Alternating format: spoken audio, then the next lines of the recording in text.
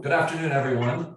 Thank you for watching or attending our Q&A on the current state of the real estate market, and wanted to give you some excellent content. I think a lot of these talks have been very much focused on numbers, and I think sometimes it's a little hard to focus on those numbers and to understand what they mean.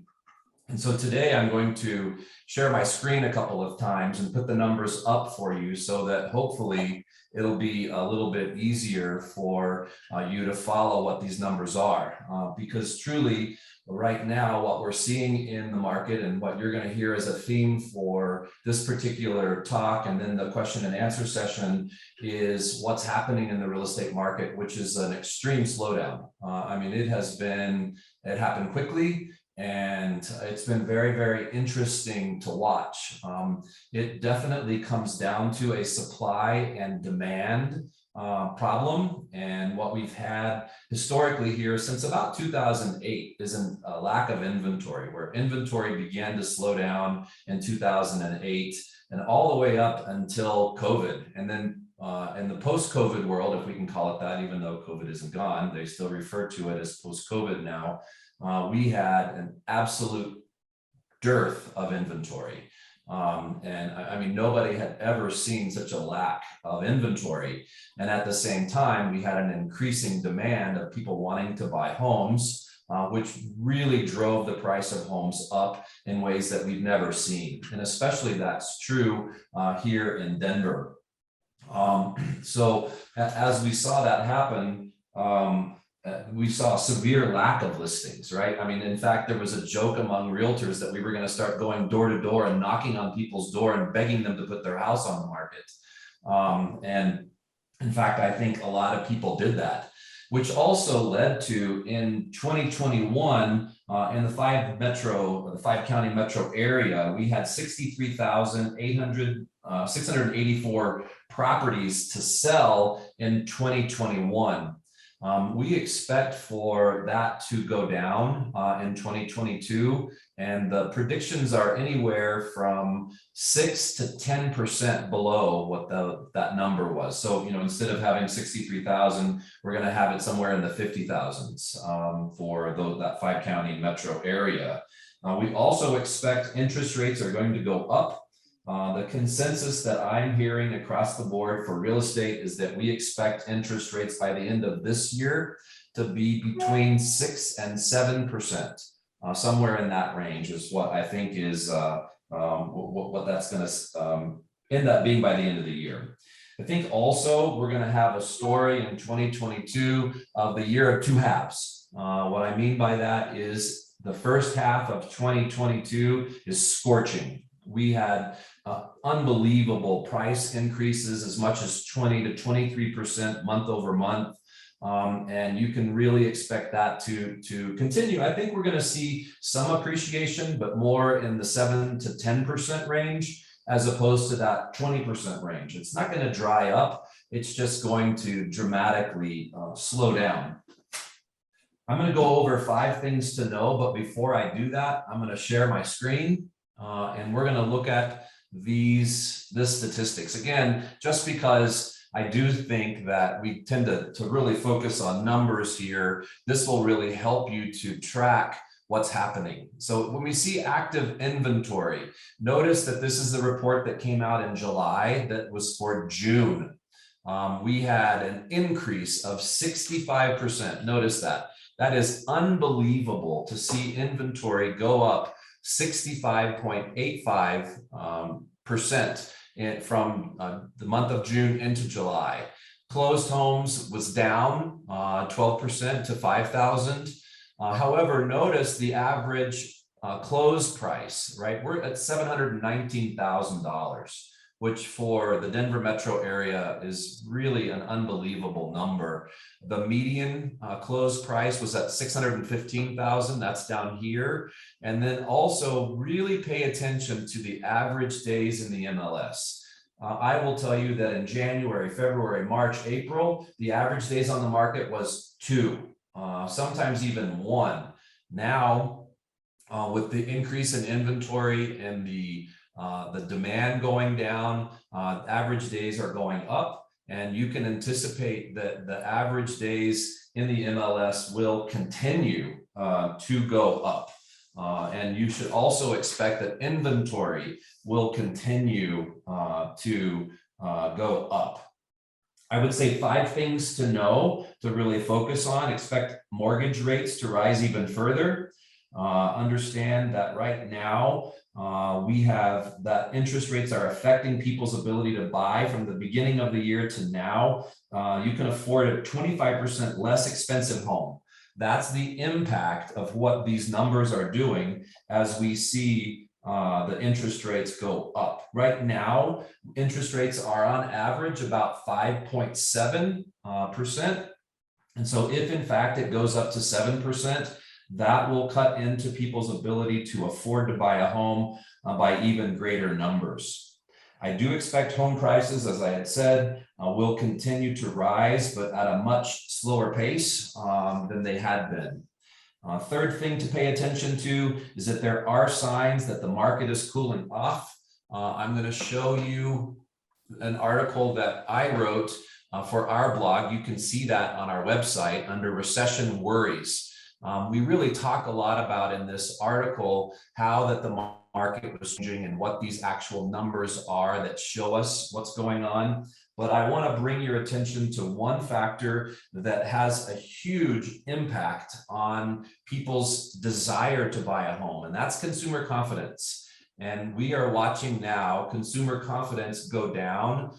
In fact, it is going down pretty rapidly because of all the talks of inflation. As you probably saw the number that just came out, inflation now is at 9.1%, which was worse than anything that we thought we were going to see. And I'm not all gloom and doom. Don't think I'm gloom and doom at all. I just think that again, we're going to see consumer confidence go down. We're going to see interest rates go up. Another interesting factor that's happening here, this is the fourth thing, is that institutional buyers really are increasing competition for first-time home buyers. What I mean by that is these institutional buyers are buying up about 15% of the inventory that we have on the market right now. And the reason that institutional buyers are continuing to buy is because rent is going through the roof.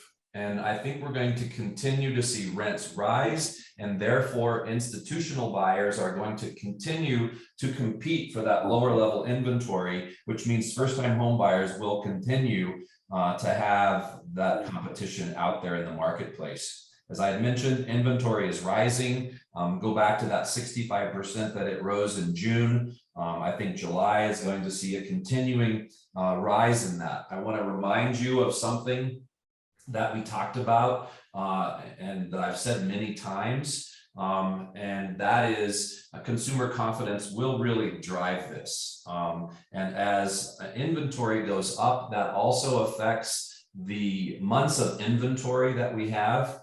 We are currently standing at about 2.5 months of inventory. A balanced market is 6 months of inventory. And I really think that by the end of the year, we're going to have a balanced market where we will have 6 months of inventory by the end of the year. I'm going to now stop sharing my screen and open it up for questions for anything that you might want to talk about. Before I do that, I want to say something. We really lived through here at Alaris the last market downturn, which started in about 2008. This, what we're seeing now, is very, very different than 2008. The economic fundamentals are completely different than when we had the mortgage meltdown and the financial crisis that lasted for a number of years. Then it's just a completely different market than we saw then. So we're not going to see that. I mean, we've got credit scores that are much higher. We've got record amounts of home equity. In terms of the overall mortgage debt, it's much, much lower than it was then. There's a lot less risky loans that were being offered. And what I will also tell you is that there's lower mortgage delinquencies happening right now as a result of all of those economic fundamentals that we're seeing. And so this is not what we saw before, even though, you know, we are seeing sellers now lower their prices. In fact, in May, interestingly enough, 46.9 or basically 47% of Denver home sellers lowered their asking prices. So that's a high number. As we see inventory going up, obviously we see sellers that are lowering the price of their homes. And so, you know, it is a cooling market. It is not a market that's in trouble. It's just a market where I think you're going to see shifts that are happening and continuing to happen as we move into the third quarter of 2022. And now with that, I will open up for questions with anything that you guys would like to ask me. Hey, John, I've got a strange question, but you know, in the past, the big trend has been an increase in, well, I guess the essential question is, are home prices being driven up by, let's say, investors because they see, you know, they saw the 20% last year? Or is it being driven by the population increase in Colorado? I just saw one prediction that said in 2050, population in Colorado will double. So we're on a rapid incline as far as population goes. And that would be different from us as opposed to other parts of the country. Yeah, Denver continues to grow. The number that I saw is that there's a net increase in Denver Metro of about 5,000 people a month. So that means that even considering the number of people that are leaving the area, we've got a net of 5,000 coming into the area, which is also why that you saw and we continue to see all these new home communities springing up everywhere. You go out to Aurora, go out, you know, take a drive to the airport and drive on 56th or 64th. And as far as you can see, there's construction. You drive up north, go to toward in Dacono and head on up to Firestone, new home communities everywhere popping up. And what I will tell you though, is that even though there's a demand because of that population increase, there's still a lack of available housing for so many people. And so this increase in inventory that we're seeing is really important to help stabilize our market. But it is being driven by that increase in population very, very much. I mean, if we consider that 15% of our inventory in 2021 was acquired by investors, that's a relatively small amount. And you still have 85% of the inventory being acquired by homeowners as opposed to investors. So it's all playing in terms of understanding the puzzle, but absolutely that the increase in population, people moving here for jobs, our job market is really stable and really strong. So we're going to continue to see people coming for those jobs. Thanks.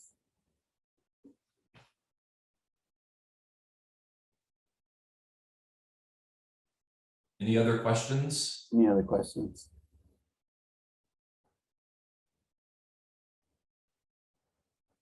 John, how has this affected rent prices and rental rates?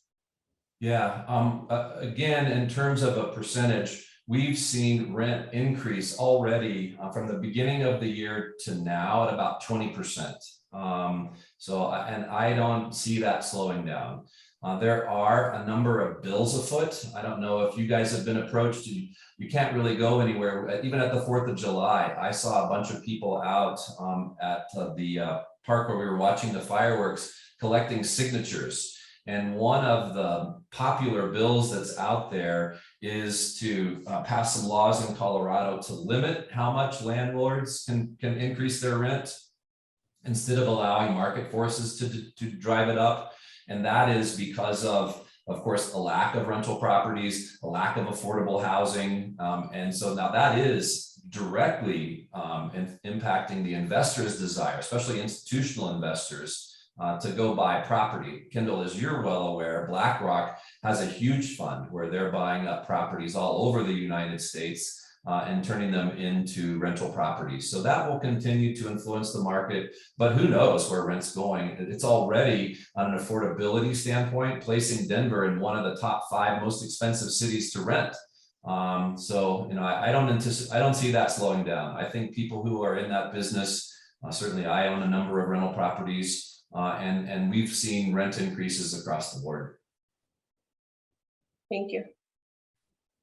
Are you finding that this is a good time to buy rental properties? Well, you have some competing market forces. I think that time is coming, as rents continue to increase. And I think as we see appreciation slow down, the trajectory of those two lines will intersect. And I think you're going to see a lot of people acquiring properties just because of the rising rent. I think institutional buyers are going to keep buying. And so absolutely. One of the other factors that influences the decision whether you want to buy rental properties is inflation is not affecting the rent prices. And so people who own rental properties, they have a hedge against inflation, where people who are just in the stock market or investing in other things, we're watching the inflation matters cause a lot of volatility and a tremendous amount of volatility, where rental properties continue to appreciate, rents continue to go up, making owning rental properties a very good option. John, we're always analyzing the general Colorado trends, but I often wonder, do the foothills and mountain property, do they kind of follow the same trends? Are they experiencing the same thing that we are down here? I live in North Denver. Is it a similar pattern up there? It is. We're even in the mountain properties that we know of and see and have our buyers looking at, et cetera. They're staying on the market longer. Of course, the purchase price is different. Properties, for example, in Evergreen, parts of Golden, Morrison, and DeConifer, the average home price is dramatically higher than it is in Denver. So that can influence what's going on in the foothills. But nonetheless, it's a very similar trend. Inflation is affecting everybody. Consumer confidence is affecting everybody. Rising interest rates is affecting everybody. I mean, if you plug in that number, even at a jumbo mortgage, right, where the rates are even higher, if you're buying a home that's above 750,000 or 800, depending on which county you're in, and your interest rate is already over 6%, then that's really cutting into your affordability by 30-35%. Depending upon the purchase price. So yeah, I mean, it's a similar story, even if the market forces are somewhat different. And also extending that a little further, what are you seeing? I know you don't sell commercial property, but what are you seeing the trends in commercial property since COVID might not even be letting up coming this fall. So a lot of people are working part-time at home or full-time at home. So is there a trend against commercial property? As you know, I don't spend as much of my time in commercial property, but I certainly hear people talking about that. And interestingly enough, commercial properties are moving right now, albeit slower. But there are a lot of vacant buildings. There's no doubt. There's a tremendous amount of inventory, a lot of businesses deciding to sell their buildings. But a lot of the commercial properties that are being sold are being repurposed. And they're definitely finding other ways of using the space. And I think that a lot of ingenuity, we're going to see a lot of ingenuity in the commercial arena, where people are finding tenants and multiple tenants in these big buildings to repurpose how they're being used. It may not be a traditional office as much as other uses for those properties. But look, the market still is strong. That's what my commercial realtor friends are telling me, is that the commercial market is moving and that it's pretty strong right now. Really? And what about live work? Are you seeing a huge trend towards live work space? We haven't, which is a little bit surprising. I know that, here in Denver, there's a number of places that are live work, and they have certainly been selling, but there's not been a huge increase in terms of the inventory for live work. And I thought there would be, but we just haven't seen that in the market. I see. So like, when you say, when you just said live work, are you talking about new, are you talking about conversions of commercial property over to live work, or are you talking about new units being sold as live work? Well, so I mean, I think of an area, there's an area called Bradburn. And Bradburn, they built a lot of these live work opportunities to where they had the first floor to be a commercial space of one kind or another, and the second floor to be their home. And that's really specifically what I'm thinking of, not particularly just zoning, but where properties are built and designed to have that commercial space on the first floor and a live opportunity right above it. And that's really the definition that I was going for. I mean, certainly a lot of areas in Denver allow you to have a business in your home. And that's a different situation than a specific live work opportunity that you buy it to have that commercial space in one area and your home in another. But there are some. I saw one that was being built over in, I guess we'd call it the Pearl District area, over on South Pearl. There was a new building that was specifically being built as a live work. And so, in fact, it looked like a nice project. So I didn't specifically tour it. I just saw the advertisements for it. But again, I thought because of COVID, we would see a lot more building of live work, and we just haven't. Yeah. What about, I just have one more question. What's happening in Boulder where all the homes were destroyed? Is that, like, did that make a great availability of, like, what are those people doing? Are they rebuilding their homes with insurance? I mean, what are they doing generally? Or are they exiting and people are buying up that property and redeveloping it? What's happening with that property? My only knowledge of it, I saw an article, and I think it was in the Denver Post, and it was that a lot of the homeowners are they're undertaking to rebuild the ones that were destroyed, and the ones that were damaged are being refurbished. So that seems to be, at least that particular article that was in the Post that I read, was that the majority of people are either refurbishing their homes or rebuilding them. I don't know, whether that's a trend, that for everyone. I mean, some people I'm sure are discouraged and they just want to sell and get out. And some I'm sure want to stay because people have that affinity for their home. But I thought a lot of people would want to get out because they don't want their house to burn down again. They're in a fire zone. Certainly makes sense, but it's also pretty rare for a neighborhood that's burned once to burn twice. And so but again, that article, whether it's accurate or not, I can't speak to it, but the article suggested that the majority of people were rebuilding or refurbishing their homes. I see. I thought it would be a real opportunity for realtors up there. Oh yeah, I would think that's accurate, that there's quite an opportunity for people there. I don't work in that area very much. I certainly help buyers in the area, but I don't typically list in that area.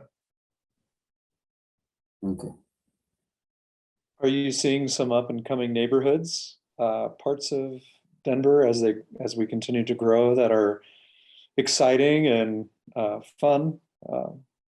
And outside of, say, the obvious ones, Cherry Creek or whatever, but things that are more on the parameters that are more of the exurb idea or something like that, that's exciting.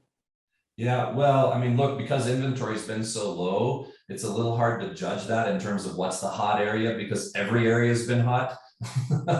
And I think as we see more inventory come in, we might see certain neighborhoods that are becoming more popular. We haven't, it's just the inventory's been too low to really judge that. I mean, certainly Cherry Creek has been popular, Washington Park, Capitol Hill, Congress Park. Another area where I worked with a couple of buyers in earlier this year was Harvey Park. People love Harvey Park. That was an interesting opportunity to learn about that neighborhood. And certainly Central Park continues to be really strong. People love that area, and the Northfield Shopping Center that's there tends to be drawing people in. But I think as we see inventory go up, we will be able to more easily answer that question in terms of what neighborhoods are standing out by the percentage of sales where people are willing to move into those neighborhoods. So you didn't mention Denver Highlands. I mean, has that tapped out? Not at all. That was No. not even, it was more of an oversight, because Denver Highlands and even Berkeley continue to be really, really strong markets. It's going to be fascinating to see as inventory goes up, how that appreciation in the Highlands and in Berkeley and Sunnyside and all the surrounding areas that are there, which have been so hot, Andy. I mean, as you well know, those areas have beat the trends even for appreciation. But I think we're going to see some dramatic slowing, even though I don't think, and I'll just use the term, I don't think we're going to give back any equity that we've gained. I just think it's going to slow down in terms of that amount of appreciation. And someone told me, I mean, a while back, I went to some open houses in West Colfax area around JCRS, it used to be known as JCRS, was supposed to explode. It still looks the same as it did 10 years ago. I don't think it got gentrified like everyone was expecting. There's some areas, I think, that are not benefiting from, all this gentrification. Yeah, well, an area that did, though, you said West Colfax. Have you looked at East Colfax? East Colfax. East Colfax is mind-boggling in terms of what's happening over there. I sold a home basically at Colfax and Wabash, and it was about 900 square feet. And I don't remember exactly how many competing offers that we had, but call it a dozen. And it went for $65,000 over ask. And I was surprised, because I think the closing price, and I'm doing this from memory, but I think it was $485,000 for a 900 square foot home just off of East Colfax. Wow. That area has just exploded and people are loving to live there. Yeah. Amazing. A lot going on.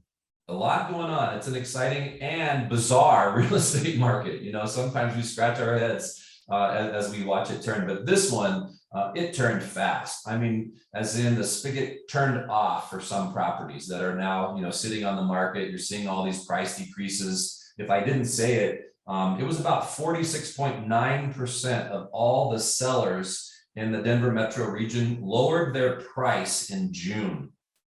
Wow. An interesting article that Denver was third in the nation leading price decreases. The only two communities that beat Denver was Provo, Utah, and I think it was Seattle, Washington. I took a note on it. Let me just have a look here. Tacoma, Washington, and Provo, Utah were the only two cities that beat Denver for the number of sellers lowering their price in the month of June. So it changed and shifted. And so, and it's relief for buyers. I will share with you, a lot of our buyers got so discouraged. They were putting in 3, 4, 5, 6 offers and getting all of them rejected or beat out by higher competition.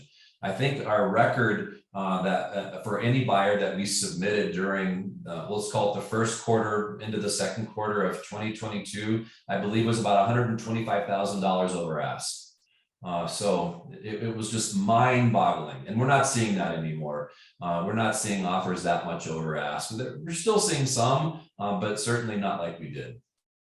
No more bid wars. No, well, maybe, but not as much. Maybe it's 5,000 or 10,000 instead of 50, 60, 70,000. Interesting.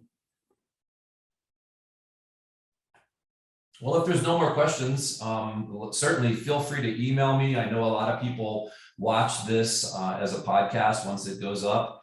You can always email me, text me, call me. I'm happy to answer any of your real estate questions.